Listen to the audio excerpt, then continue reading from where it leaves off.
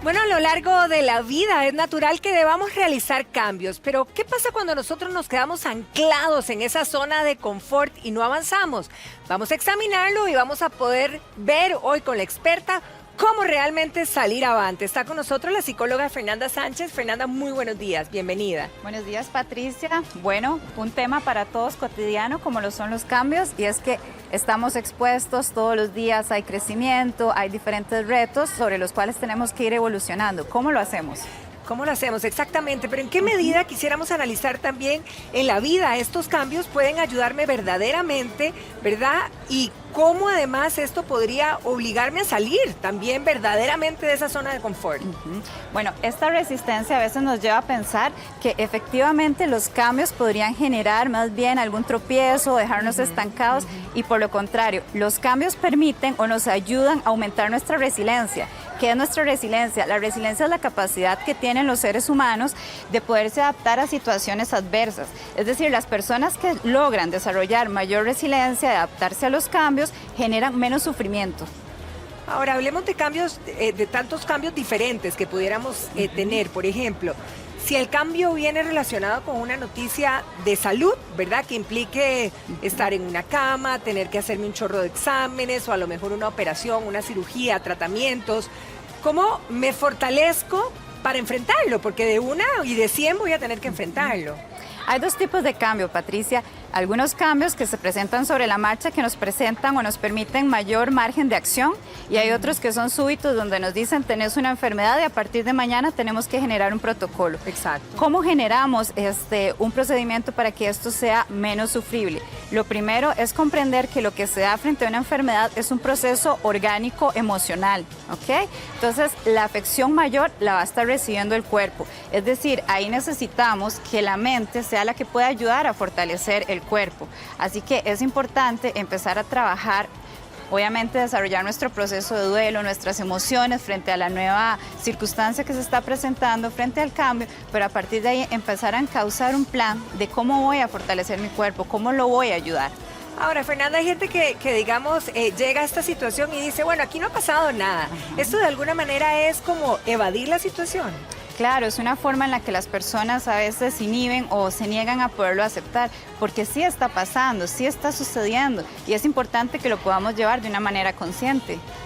¿Qué hacemos para controlar, por ejemplo, reacciones de enojo o frustración frente a problemas, por ejemplo?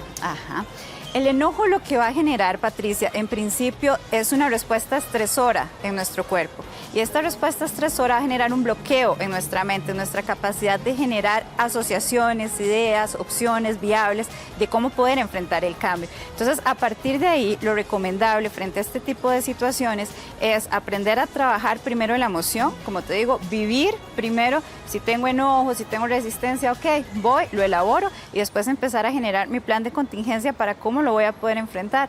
Ya lo decían nuestros abuelos, el que se enoja pierde. Correcto. Es cierto. Ahora, ¿qué pasa, por ejemplo, cuando enfrentamos una renuncia, un despido laboral? ¿Cómo deberíamos hacerlo? Yo sé que no es como una receta fácil, pero ¿qué actitud deberíamos de tener? Bueno, normalmente hay una perspectiva acerca de que el final de un trabajo o cuando terminamos este ciclo acabó. Es un tema de perspectiva, también lo podemos ver como el principio, ¿no? De algo, como el claro. principio de nuevas oportunidades. Entonces, lo que yo siempre recomiendo al respecto es que más bien evaluemos qué fue lo que sucedió en esa pérdida laboral, que examinemos en qué podría haber fallado, qué podemos mejorar, cómo podemos evolucionar a partir de lo que sucedió, y que más bien tomemos nuevos proyectos acerca de repente retos laborales que no pudimos llevar en el trabajo anterior y poder ver cómo los podemos empezar a implementar en una nueva oportunidad. Ahora, ciertamente cuando suceden estas cosas o cualquier tipo de noticias o cambios que afecten mi vida, si tengo familia, impacta a mi familia. Sí. ¿Cómo no generar un caos familiar a propósito de cualquier situación que esté realmente sucediendo? Lo primero es que no seamos emocionales. Cuando nosotros nos damos cuenta de una noticia difícil, Sí. ¿verdad? Llamamos a la persona y le comunicamos inmediatamente lo que estamos pasando.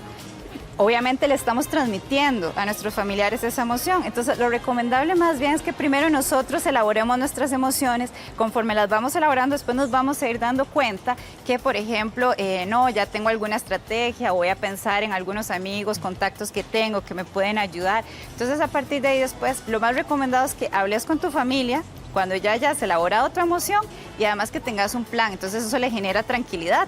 Ok, me sucedió tal cosa, pero tengo este proyecto para elaborarlo. Entonces, es decir, con alguna alternativa.